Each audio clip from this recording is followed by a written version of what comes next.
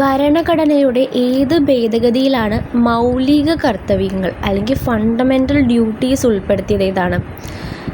42-ാം ഭേദഗതിയാണ്.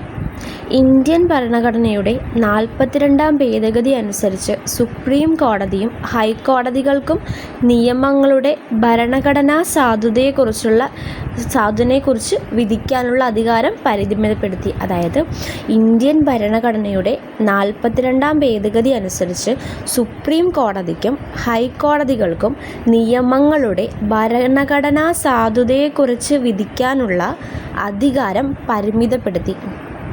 വർഷം ഇപ്പം എന്താണ്? വർഷം 1976, 1976 ആണ്. ആ സമയത്ത് പ്രസിഡൻ്റ് ആരാ? ഫക്രുദ്ദീൻ അലി അഹമ്മദാണ്. പ്രൈം മിനിസ്റ്റർ ആണെങ്കിലാ പ്രധാനമന്ത്രി ഇന്ദിരാഗാന്ധി ആയിരുന്നു. ഇതിനെന്തെന്നാ മിനി കോൺസ്റ്റിറ്റ്യൂഷൻ അല്ലെങ്കിൽ ചെറു ഭരണഘടന എന്നാണ് ഈ 42-ാം ഭരണഘടനാ ഭേദഗതിയെ അറിയപ്പെടുന്നത്.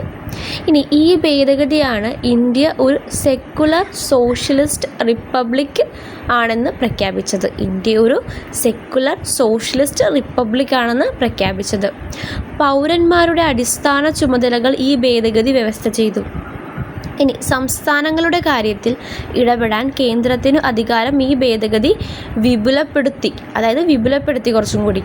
ഇനി സംസ്ഥാനങ്ങളിൽ രാഷ്ട്രപതി ഭരണം ഏർപ്പെടുത്താവുന്ന കാലാവധി 6 മാസത്തിൽ നിന്ന് 1 വർഷമാക്കി.